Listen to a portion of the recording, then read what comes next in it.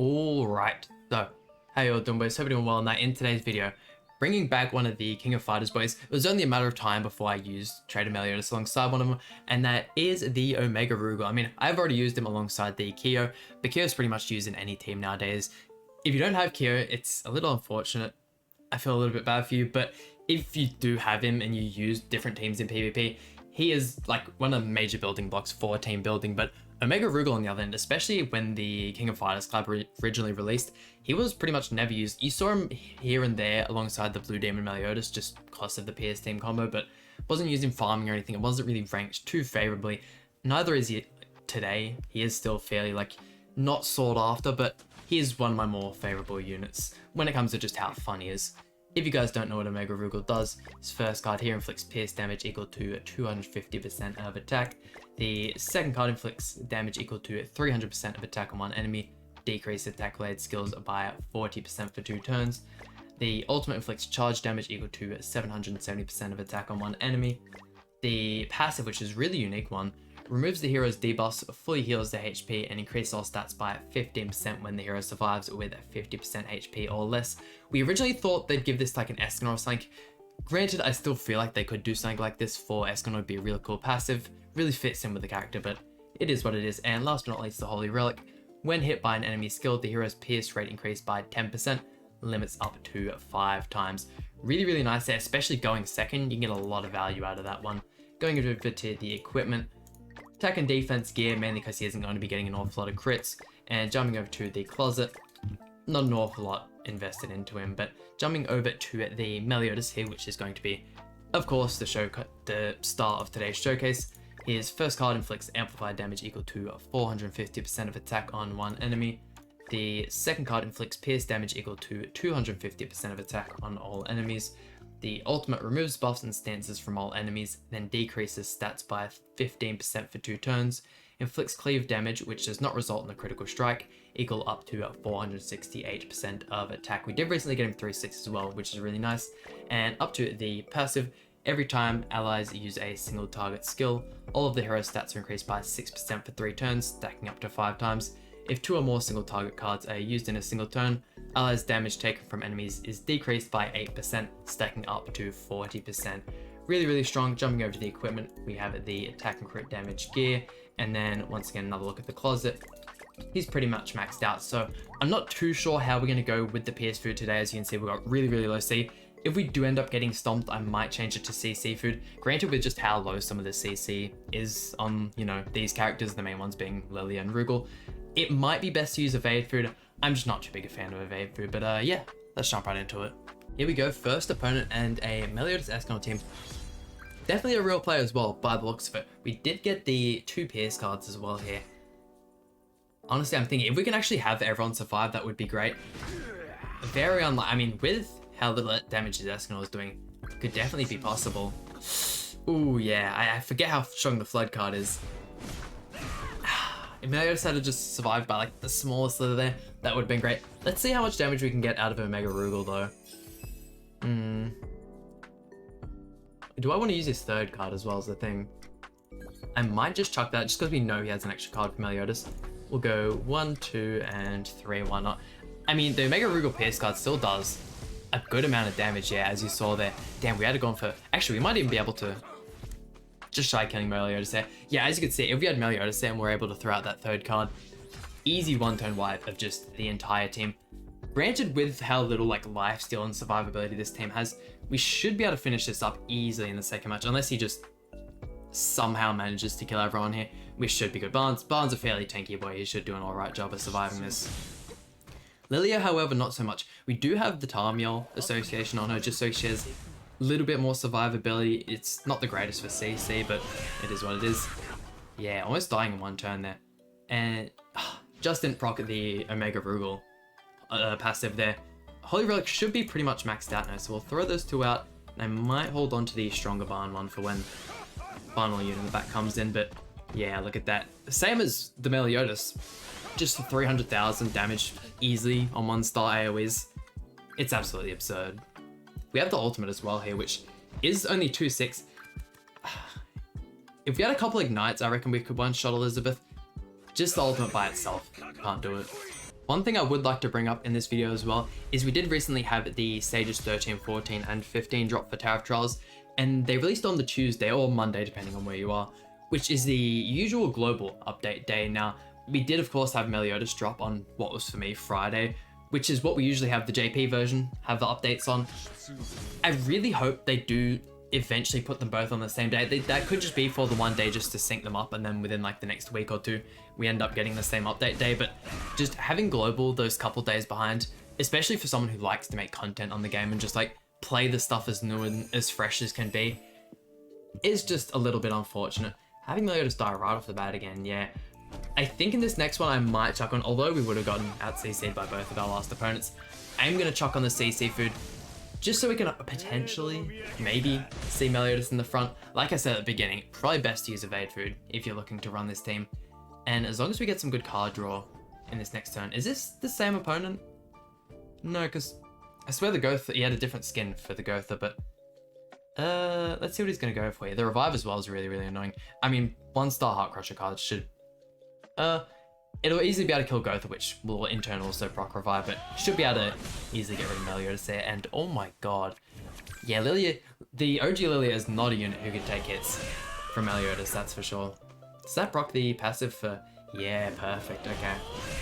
With that as well, I think the Holy Relic's maxed out for Rugal. If we could get one of his Pierce cards here, that'd do crazy damage to... Ooh, yeah. Although I think we're just going to end up losing it here, I am going to throw these out just so we can see how much damage we can get out of the boy.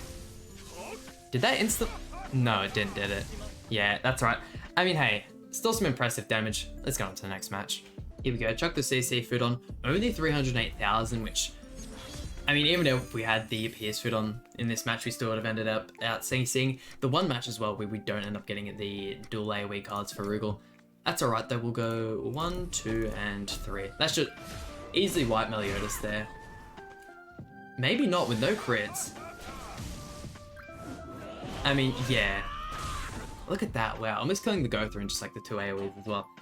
Granted, not the most viable team for PvP if you're looking to like climb up and get wins and whatnot, but if you're looking for some really quick matches, or like if you're a lot more wailed out of a player and you know you're just going to be versing people weaker than you, definitely a real good way to get some fast and easy wins. I might actually... Do we reckon we can... If I farm up the single target damage on this Gotha here, can we maybe one-shot Soldiers with a double crit? Maybe? That'd definitely be sick. I honestly feel like we could do it. At level 2, I feel like we'd be... Oh, yeah, okay. Probably would have been just shy as well, even with the double crit. That's alright, though. And this morning, I actually had a look through Twitter, and, well, I mean, pretty much not just Twitter, but literally anywhere, YouTube, Instagram, anything. It has just been littered. Talk about the most recent episode 6 of Demon Slayer. So much goddamn hype going on about it right now. I haven't even watched any of the new episodes for Demon Slayer. What do I want to... actually, yeah, I might stick to that play. We'll go you, and then you. Because if we do it into Terry, he's just going to cleanse with the Holy Relic effect anyway whenever he uses the taunt. Yeah, I haven't watched any of the new episodes for Demon Slayer. It's season 2. Yeah, for some reason I thought we had a season 3. I watched all of season 1, and I obviously watched Mugen Train as well. The movie was absolute masterpiece. Watched it in cinemas twice. It was that good. If you haven't seen it, which I'm sure pretty much everyone's seen Demon Slayer nowadays, I'd highly recommend go giving it a watch. But also saying I really have to catch on. There's also like a whole bunch of other anime I want to watch. Some of you guys recommended some. Really have to watch Cowboy Bebop. I know that's one I haven't watched and you guys recommended. Yeah, I don't know why.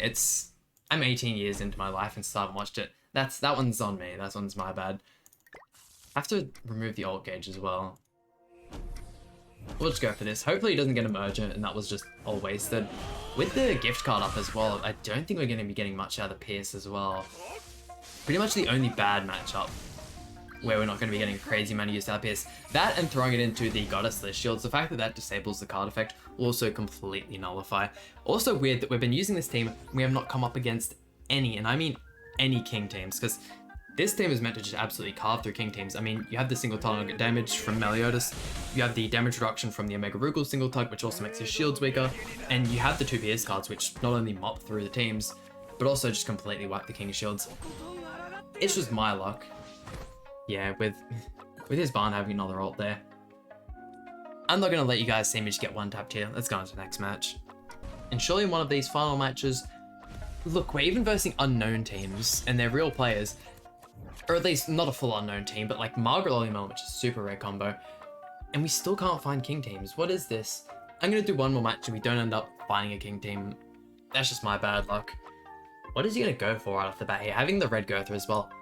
Honestly, although like, in this like, looking at it realistically, the green Gotha is a lot better. Having the ult control, still having the rank up, and the passive giving the extra damage, if you can actually get it to proc, obviously having a different race for each character in the front. The green Gotha is definitely a lot better. I don't know, the red Gotha is just so much more annoying that I would say it is still easily just as good. What do we want to go for here? I mean, I can't get any health back as well, that's really annoying. Let's go 1, 2, and 3. Surely we can instantly get rid of Margaret here. There's no way I don't think Meliodas kills. Really? Could you please crit at least once in this next one? Perfect, thank you. Okay, having the damage decrease on Melon there. Of course, with the infect, can't get any health back, which is annoying. We easily could have got back to full health with Meliodas.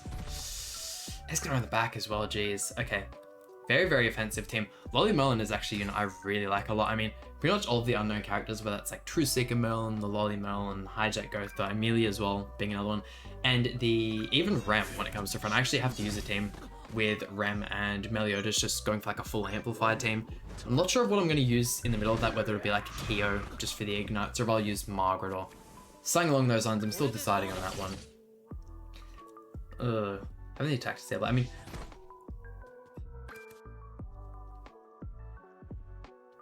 I'm just not sure what to go for here. If we could kill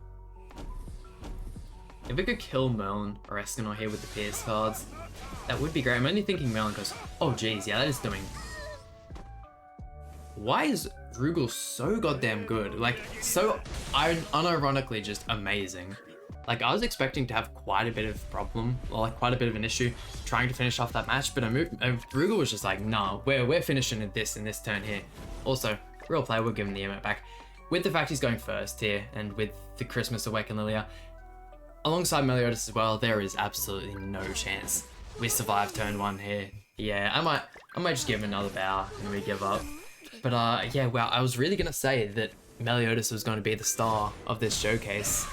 Boy oh boy was I wrong. Pretty much every match we went into, he just got targeted right off the bat. If they could have gone for Rugal, we could have maybe procced like a passive or something turn 1, which would have been nice. Let's see. There is potential that I still win this match. Very, very unlikely though. I didn't actually pay attention to whether or not we might have rocked the passive for Rugal. If so, if not, I definitely would have wanted to hold on to that Pierce card. Chuck the damage reduction on Meliodas because I don't think he used any of his cards. Chuck that one out there as well. We still have a Lilia, so maybe I should have healed actually. Yeah, no extra Pierce cards as well. Not like we can rush a Barn Ultimate or anything. With the Ignites building up, it's just inevitably we lose this one. Yeah, he has the Meliodas Ultimate as well. Granted, we do have the ult removal. We can stop that one. Not if he kills Lilia though. Damn. Okay. We'll give him the emote. GG's, man. There we go, and that just about does it for today's video. I mean, hey, Omega Rugal, I feel like worked a whole lot better alongside King. Maybe just because we were versing a lot more Kings as well when he was like the only good festival, or at least the best festival out. I would still say he is just as good, and they are tied place with the Trader Meliodas. But yeah, just didn't see a whole lot of him in today's showcase. Maybe if I did another video with this team, we versed a couple more King teams, I'd be a little bit more impressed with it. But I mean, hey, Rugal and Meliodas still some of my favorite units in the game. Hope you guys enjoyed today's video. Please hit the like button, subscribe. Really means a lot to me, and I'll see you guys for some more Grand Cross content.